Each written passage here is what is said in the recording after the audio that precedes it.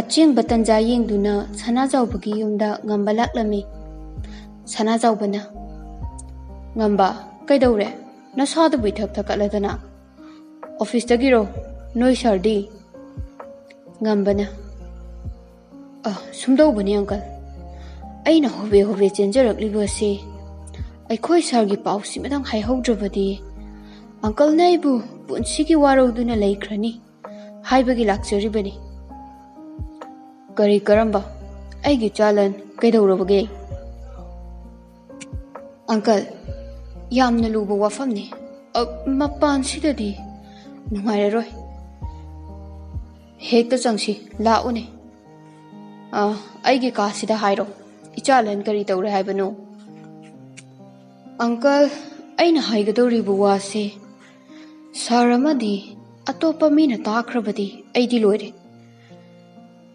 ꯑꯩꯁꯦ police department ꯑꯃꯗ SP ꯑꯣꯏꯅ ꯄꯨꯔꯝꯂꯤꯕꯅꯤ꯫ ꯀꯣꯏꯗꯅ ꯂꯩꯔꯅꯨ, ꯁꯠ ꯈꯪꯍꯜꯂꯨ."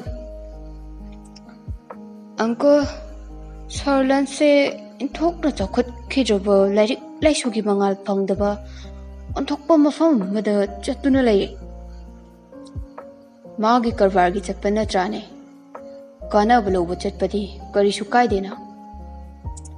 "ꯑꯪꯀꯜꯒꯤ ꯋꯥꯈꯜꯗꯨ ꯌꯥꯝꯅ ꯇꯥꯏꯑꯣꯟꯅꯔꯦ꯫ ꯑꯩꯅ ꯍꯥꯏꯖꯕꯗꯤ ꯃꯐꯝꯗꯨꯗꯒꯤ ꯂꯥꯏꯔꯤꯛ ꯂꯥꯏꯁꯨ ꯍꯩꯇꯕꯤ, ꯏꯆꯨ ꯇꯥꯗꯕꯤ ꯅꯨꯄꯤ ꯑꯃꯗ ꯉꯥꯎꯗꯨꯅ ꯂꯩꯔꯦ ꯍꯥꯏꯖꯕꯅꯤ꯫ ꯂꯣꯏꯔꯦ ꯂꯣꯏꯔꯦ ꯑꯪꯀꯜ, ꯃꯈꯣꯏꯒ ꯁꯪꯒ ꯇꯧꯔꯕꯗꯤ ꯐꯖꯔꯕ ꯏꯃꯨꯡꯁꯤꯒꯤ ꯁꯟꯃꯥꯟ ꯄꯨꯡꯂꯣꯏ ꯂꯣꯏꯔꯦ꯫ ꯆꯤꯟꯁꯤꯅꯕꯨ ꯄꯟꯕꯗ ꯍꯪꯒꯣꯏꯗ꯫ ꯅꯨꯄꯤꯗꯨꯒꯤ ꯏꯃꯨꯡ ꯃꯅꯨꯡꯒꯤ ꯋꯥꯔꯤꯗꯣ ꯃꯐꯝ ꯃꯔꯥꯡ ꯈꯪꯗꯕ." "ꯌꯥꯔꯦ, ꯃꯈꯥ ꯇꯥꯔꯅꯨ꯫ ꯑꯩꯒꯤ ꯆꯥꯅꯕ ꯅꯣꯡꯃꯇꯁꯨ ꯈꯜꯂꯨꯗꯕ ꯋꯥꯈꯜ ꯇꯥꯏꯕꯪꯗꯗꯤ ꯂꯥꯏꯔꯗꯅ ꯃꯪꯗ ꯐꯥꯎꯕ ꯑꯣꯏꯕ ꯌꯥꯔꯣꯏ꯫ ꯉꯝꯕ, ꯅꯣꯏ ꯁꯥꯔ ꯍꯧꯖꯤꯛ ꯀꯗꯥꯏꯗ ꯂꯩ?" "ꯁꯥꯔꯗꯤ ꯅꯨꯄꯤꯗꯨꯒꯤ ꯃꯅꯥꯛꯇ ꯆꯠꯈꯤ꯫ ꯑꯩꯕꯨꯗꯤ ꯏꯃꯨꯡꯁꯤꯒꯤ ꯈꯟꯖꯕꯅꯤꯅ ꯄꯨꯅꯤꯡꯗꯦ꯫ ꯉꯁꯤꯗꯒꯤ ꯃꯇꯝ ꯈꯔ ꯊꯕꯛꯇꯒꯤ ꯄꯣꯊꯥꯔꯣ ꯍꯥꯏꯕꯤꯔꯦ." "ꯀꯔꯤꯒꯤ ꯄꯣꯊꯥꯎ ꯍꯥꯏꯔꯤꯕ ꯅꯪꯗꯤ?" "ꯁꯥꯔꯅ ꯆꯠꯄꯗꯣ ꯑꯩꯅ ꯏꯃꯨꯡꯁꯤꯒꯤ ꯈꯟꯗꯨꯅ ꯊꯤꯡꯂꯨꯔꯦ꯫ ꯑꯗꯨꯗꯒꯤ ꯑꯩꯕꯨ ꯗ꯭ꯔꯥꯏꯚꯔ ꯑꯣꯏꯕꯗꯒꯤ ꯂꯧꯊꯣꯛꯄꯤꯔꯦ ꯑꯪꯀꯜ." "ꯀꯔꯤꯒꯤ? ꯃꯥꯅ ꯄꯪꯇꯧ ꯇꯧꯕ ꯌꯥꯕ꯭ꯔꯥꯅꯦ? ꯑꯩꯅ ꯍꯥꯏꯒꯅꯤ, ꯍꯌꯦꯡꯗꯒꯤ ꯅꯪꯒ ꯁꯨꯡꯊꯥ ꯊꯥꯅꯕ ꯌꯥꯔꯣꯏ꯫ ꯑꯀꯨꯞꯄ ꯄꯥꯎ ꯈꯨꯗꯤꯡꯃꯛ ꯑꯩꯉꯣꯟꯗ ꯅꯪꯅ ꯇꯝꯒꯗꯕꯅꯤ."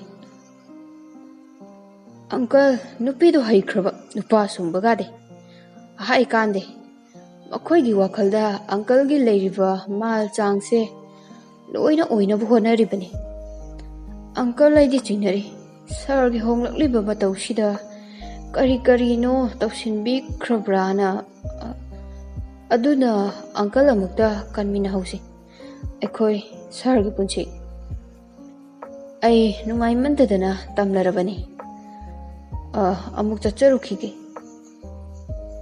ꯁꯅꯥꯖꯥꯎꯕ ꯁꯥꯎꯔꯗꯨꯅ ꯂꯟ ꯍꯜꯂꯛꯄ ꯉꯥꯏꯔꯝꯃꯤ꯫ ꯂꯟꯁꯨ ꯒꯥꯔꯤ ꯊꯧꯖꯤꯜꯂꯛꯇꯨꯅ ꯏꯃꯨꯡꯗ ꯆꯪꯂꯛꯏ꯫ ꯁꯅꯥꯖꯥꯎꯕꯅ "ꯀꯗꯥꯏꯗ ꯆꯠꯂꯨꯕꯅꯣ ꯑꯁꯨꯛ ꯊꯦꯡꯂꯁꯤꯐꯥꯎ?" "ꯄꯥꯕꯨꯡ, ꯑꯣꯐꯤꯁꯇꯒꯤ ꯍꯟꯖꯔꯛꯄꯅꯤ." "ꯑꯣꯐꯤꯁ ꯇꯥꯏꯃꯤꯡꯂꯣ ꯍꯧꯖꯤꯛꯁꯦ?" "ꯑꯣꯐꯤꯁ ꯗ꯭ꯌꯨꯇꯤ ꯂꯣꯏꯔꯒ ꯉꯥꯏꯍꯥꯛ ꯍꯪꯆꯤꯠ ꯂꯥꯡꯕ ꯑꯣꯏꯅ ꯀꯣꯏꯊꯣꯛꯂꯨꯔꯦ꯫ ꯀꯔꯤ ꯇꯧꯕ ꯌꯥꯎꯔꯕꯒꯦ ꯄꯥꯕꯨ?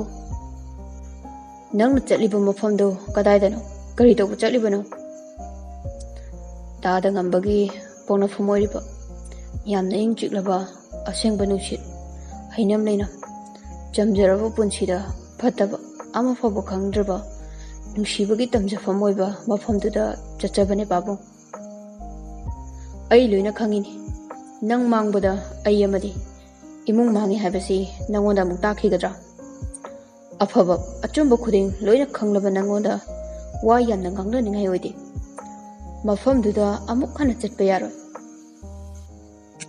ꯑꯩ ꯃꯐꯝꯗꯨꯒꯤ ꯃꯤꯁꯤꯡꯒ ꯏꯃꯨꯡꯗꯨꯒ ꯂꯣꯏꯅ ꯇꯤꯟꯅꯕ ꯄꯥꯝꯗꯦ꯫ ꯒ꯭ꯌꯥꯟ ꯌꯥꯎꯗꯕ ꯑꯃꯒꯨꯝ ꯁꯨꯝ ꯃꯈꯥ ꯇꯥꯔꯛꯂꯕꯗꯤ ꯏꯃꯨꯡꯁꯤꯒꯤ ꯅꯨꯡꯁꯤꯅꯕ ꯀꯥꯏꯔꯛꯀꯅꯤ꯫ ꯑꯩꯅ ꯌꯥꯗꯦ ꯍꯥꯏꯔꯤꯕꯁꯤꯅꯤ, ꯈꯨꯗꯛꯁꯤꯗꯒꯤ ꯇꯣꯛꯀꯗꯕꯅꯤ." "ꯄꯥꯕꯨꯡ, ꯀꯔꯤꯅꯣ ꯉꯁꯤ ꯄꯥꯕꯨꯡꯅ ꯑꯁꯨꯛ ꯁꯥꯎꯕꯤꯔꯤꯕ? ꯃꯍꯧꯁꯥꯅ ꯑꯃꯨꯛꯇ ꯍꯥꯏꯗꯕ ꯉꯥꯛꯇ Pabung na nasagini haibada awat pama fawala handa imung sidagi kari chachathok anda thambirakpa punsini khanghoda humlakpa nuksina aibu pubiduna ngasidi awat palaitraba aigi mi ama oina pokpagi mibu nuksinana hingminabagi wakhal yauramdre ithanda taibang panse hingba yaramdre miyoiba ikhoigi punsi amaga amaga wa nungai saruk yaduna hingminagadaba oiramle Pabong tamlaba khunggangduna aibu mikap thoganbiri iramda Manipurda leiminariba tongan tonganba punsi mahing awaba kana chara ani khaki kapliba wariba jamjarba thamoisina awaba kaya lotuna hingliba makhoina tattana hotnari igi mari tattanaba ngasigi awatpa leitraba nungai yaifaraba mi amatana ubide khangbide makhoigi awaba adugi mahutta makhoibu hanthana ubiri makhoina tawriba khoding iramdam ifurki ngaktani hai apikpa uchikna pikna mahum sai achawbagina chawna mahum sai masi ipa ipu haktaktagi laklabani makhoina leibaksigi kari afaba thabak tawba ngamdoribanu thabak leitaba haibase punsiduda wathi warem ngangnaba tabani masida wa yamlabagi kanaba leite nangna pamlibasi karino hayo aisu minungsina thana hingba pamle chamjana hingba punsi mi ama oina mibu nushina loinaduna iramdam ijatigi hingba punsida ai pamle papu lairaba khunggangi miyoi amattana aigi imungsigi mateng pangloini ai khoidagi lawgadaba ngaktani moidagi tamjaningai ama phawba leiteko papu nushidana aikhoi masen tembangnabada kari akaiba leibage yamna makha takre na office amagi head natro aina yade moiga punba hingminaba pamde hairisini halakpagi warini iru mai thajaduna pothajaruru namit kharani gi matung land phone da lanna hello pabo kana oirobano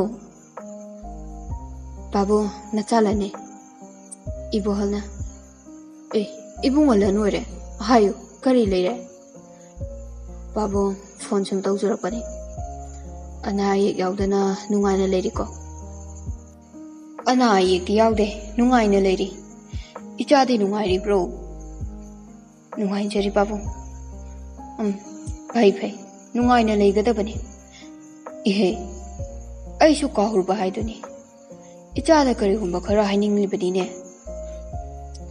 karino Pabo hekta habiyo nong mai bungoda icha Thoibi sanana ngangkhibado nang saunuko madi mina nungaini nungairoi khangjaba nate hainingbado dongdongni ainasu mayamba tomtinasu adumna mingonda ngangbado haunade haina hairibani Pabo nacha karisu khanjade aidi khonggangdugi achikpa jamjaraba miyoi singbu nuksiduna toina lakjabatani lao karisu kaide aidi hantak laktapasida saukrabra khalibanine indhoin thokpa Pabo nacha adugumba ama phawwa leijade ngasi aina call tawjarakdibase office dagini karigumba kharadang haijage haiduna tawjarakpani hekta haibiyo sini Pabo aiko office ki staff khara ahangba vacation leibagi lawgadawri tomthen hoi Thoibisana hoi su office ki staff ama oi horadi matung life care semba yarani ichana haibiriba sibudi yamna fai thabak oinaba pigadawriba selduni aina wariba asi Pabo adugumba corruption yawjaroi merit list da khangadabani Pabo Thoibisana hoigi lawdudi yaikrabra yaikre hanadagi hena thoi ꯄꯥꯎꯁꯤ ꯇꯥꯕꯗ ꯌꯥꯝꯅ ꯅꯨꯡꯉꯥꯏꯖꯔꯦ ꯄꯥꯕꯨꯡ ꯑꯗꯨꯗꯤ ꯅꯆꯥꯃꯨꯛ ꯊꯝꯖꯔꯒꯦ ꯂꯟ phone ꯊꯝꯂꯗꯨꯅ ꯊꯣꯏꯕꯤꯁꯅꯥ ꯅꯪꯒꯤ ꯑꯋꯥꯕ ꯋꯥꯈꯜ ꯈꯔꯗꯤ ꯀꯣꯛꯂꯝꯂꯅꯤ ꯁꯨꯔꯦꯁꯅ ꯁꯔ ꯀꯔꯤ ꯃꯣꯟꯗ꯭ꯔꯪꯅꯣ ꯃꯇꯝ ꯆꯨꯞꯄꯗ ꯃꯣꯟꯗ꯭ꯔꯪꯗ ꯂꯩꯕꯤꯔꯤꯕꯁꯤꯕꯣ ꯏꯁ ꯑꯩꯕꯨ ꯃꯣꯟꯗ꯭ꯔꯪꯗꯨꯗ ꯂꯩꯕ ꯃꯥꯜꯂꯕ꯭ꯔꯥꯅꯦ ꯃꯪꯉꯤꯗꯨꯗꯤ ꯑꯗꯣ ꯍꯟꯗꯛꯀꯤ ꯁ꯭ꯇꯥꯐ ꯂꯧꯕꯒꯤꯁꯦ ꯊꯣꯏꯕꯤꯁꯅꯥꯗꯣ ꯍꯥꯞꯆꯤꯟꯕꯤꯔꯁꯤ ꯑꯣꯐꯤꯁꯁꯤꯗ ꯍꯥ ꯃꯥꯅ ꯉꯥꯡꯕꯗꯣ ꯇꯥꯁꯦꯕ ꯑꯩꯅ ꯐꯣꯟ ꯇꯧꯗꯨꯅ ꯍꯥꯏꯈ꯭ꯔꯕꯅꯤ ꯄꯥꯕꯨꯡꯒꯤ ꯕꯣꯍꯜꯗ ꯆꯠꯂꯒ ꯍꯥꯏꯔꯨꯁꯤ ꯍꯥꯏꯕ꯭ꯔꯣ ꯃꯥꯒꯤ ꯁꯥꯎꯔꯞꯇꯧꯕ ꯃꯤꯠꯌꯦꯡꯗꯣ ꯍꯥ ꯅꯤꯡꯁꯤꯡꯗꯨꯅꯇ ꯂꯩꯔꯦ ꯂꯟ ꯑꯃꯗꯤ ꯁꯨꯔꯦꯁ ꯅꯣꯛꯃꯤꯟꯅꯔꯤ ꯁꯨꯔꯦꯁꯅ ꯃꯈꯥ ꯇꯥꯏ ꯏꯇꯥꯎ ꯅꯪꯁꯦ ꯁꯥꯗꯤ ꯁꯥꯊꯤꯕꯅꯤꯗ ꯍꯟꯗꯛꯁꯦ ꯃꯗꯨꯋꯥꯏꯗꯨꯃ ꯌꯥꯎꯗꯕꯒꯨꯝ ꯇꯧꯔꯦꯗ ꯃꯤꯑꯣꯏꯕꯒꯤ ꯃꯤꯅꯨꯡꯁꯤ ꯐꯖꯕ ꯅꯤꯡꯊꯤꯕ ꯌꯦꯡꯅꯤꯡꯕ ꯇꯥꯅꯤꯡꯕ ꯏꯈꯧ ꯂꯥꯡꯕ ꯄꯣꯛꯂꯛꯑꯦ ꯑꯩꯒꯤꯁꯨ ꯊꯨꯡꯂꯔꯤ ꯌꯦꯅꯤꯡꯊꯥ ꯌꯥꯍꯧ ꯊꯦꯡꯕ ꯌꯦꯅꯤꯡꯊꯥꯁꯦ ꯃꯊꯣꯡꯗꯤ ꯀꯌꯥ ꯆꯥꯗꯦꯗꯨꯅꯤ ꯑꯩꯒꯤꯗꯤ ꯑꯩꯒ ꯆꯥꯎꯕ ꯃꯥꯟꯅ ꯇꯧꯔꯦ ꯑꯩꯁꯨ ꯅꯨꯄꯤꯅ ꯅꯨꯡꯁꯤꯅꯕ ꯀꯃꯥꯏꯅ ꯇꯧꯗꯣꯏꯅꯣꯗꯣ ꯈꯪꯗꯕꯁꯦ ꯑꯩꯒꯤꯁꯨ ꯃꯁꯤꯃꯗꯤ ꯋꯥꯖꯔꯤ ꯅꯨꯄꯥꯗꯤ ꯊꯣꯛꯇ꯭ꯔꯒ ꯁꯠ ꯍꯥꯏꯖꯜꯂꯨ ꯑꯗꯨꯝ ꯌꯥꯔꯛꯇꯧ ꯂꯩꯔꯗꯨꯕꯨ ꯃꯇꯧꯗꯨꯒ ꯌꯥꯔꯛꯇ꯭ꯔꯗꯤ ꯌꯥꯔꯛꯑꯦ ꯐꯔꯦ ꯌꯥꯔꯛꯇ꯭ꯔꯦ ꯇꯣꯛꯑꯦ ꯑꯗꯨꯒꯤꯕꯨ ꯑꯗꯨꯗꯅꯦ ꯑꯩꯅ ꯈꯟꯖꯥꯅꯔꯤꯁꯦ ꯑꯗꯨꯃꯥꯏꯅ ꯁꯨꯝ ꯂꯩꯕꯗꯤ ꯌꯥꯔꯣꯏ ꯍꯥꯏꯗꯣꯛꯂꯒ ꯃꯔꯣꯟ ꯈꯪꯒꯗꯕꯅꯤ ꯑꯩꯅ ꯍꯥꯏꯕ ꯁꯨꯡꯉꯝ ꯉꯝꯗꯕꯁꯦ ꯀꯔꯤꯅꯣ ꯃꯥ ꯎꯔꯒ ꯑꯩꯁꯦ ꯁꯨꯝ ꯍꯥꯏꯐꯝ ꯈꯪꯗ꯭ꯔꯦꯗ ꯅꯨꯄꯥ ꯊꯣꯛꯑꯣ ꯌꯥꯔꯛꯀꯦꯔꯥ ꯌꯥꯔꯣꯏꯒꯦꯔꯥ ꯍꯥꯏꯌꯨ ꯃꯈꯥꯒꯤ ꯑꯦꯛꯁꯟ ꯑꯩꯁꯨ ꯃꯍꯧꯁꯥꯒꯤ ꯃꯤꯍꯨꯟꯗꯨꯕꯨꯗꯤ ꯌꯥꯎꯔꯤꯗ ꯑꯩ ꯅꯣꯡꯃꯗꯤ ꯁꯣꯏꯗꯅ ꯍꯥꯏꯒꯅꯤ ꯐꯨꯜ ꯁꯞꯄꯣꯔꯠꯅꯤ ꯅꯨꯄꯥ ꯑꯗꯣ ꯑꯣꯐꯤꯁ ꯑꯋꯥꯔꯁꯨ ꯂꯣꯏꯔꯕꯅꯤꯅ ꯍꯜꯂꯁꯤꯔꯣ ꯆꯠꯃꯤꯟꯅꯔꯁꯤ ꯇꯥꯎ ꯃꯤꯑꯣꯏꯕꯒꯤ ꯄꯨꯟꯁꯤ ꯃꯇꯝꯒꯤ ꯈꯣꯡꯆꯠ ꯇꯨꯡꯏꯟꯅ ꯉꯥꯏꯖꯔꯛꯄ ꯅꯨꯃꯤꯠ ꯑꯗꯨ ꯌꯧꯔꯛꯂꯝꯃꯤ ꯑꯦꯛꯖꯥꯝ ꯏꯟꯇꯔꯚ꯭ꯌꯨ ꯂꯣꯏꯔꯗꯨꯅ ꯇꯣꯝꯊꯤꯟꯅ ꯊꯣꯏꯕꯤꯁꯅꯥ ꯃꯣꯏꯒꯤ ꯑꯣꯐꯤꯁꯁꯦ ꯌꯥꯝ ꯅꯥꯜꯂꯦ ꯊꯕꯛꯁꯤꯒꯤ ꯁꯦꯂꯔꯤꯁꯨ ꯏꯅꯐ ꯑꯣꯏꯔꯦ ꯑꯩꯗꯤ ꯈꯟꯕꯤꯔꯛꯑꯗꯤ ꯐꯅꯤꯗ ꯑꯗꯨ ꯅꯉꯣꯟꯗꯗꯤ ꯀꯔꯤ ꯀꯔꯤ ꯍꯪꯂꯛꯀꯦ